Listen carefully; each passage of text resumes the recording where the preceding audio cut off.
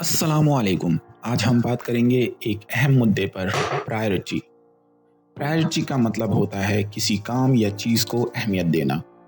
जब हम अपनी ज़िंदगी में चीज़ों को उनकी ज़रूरियात और अहमियत के मुताबिक करने की कोशिश करते हैं तो प्रायोरिटी एक बहुत ही ज़रूरी हिस्सा बन जाती है।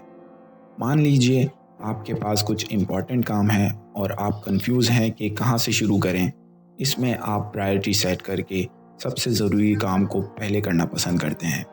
इसके अलावा दोस्तों के साथ भी हमें प्रायोरिटी मेंटेन करना चाहिए।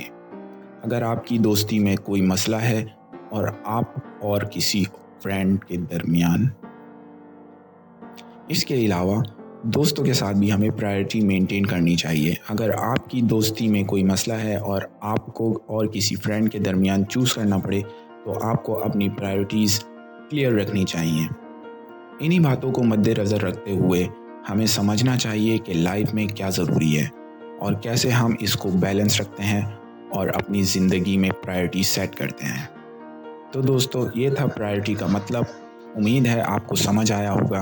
अपने थॉट्स हमसे ज़रूर शेयर करें और अगर आपको ये वीडियो पसंद आया है तो लाइक करें, शेयर करें और सब्सक्राइब ज़रूर करें। शुक्रिया।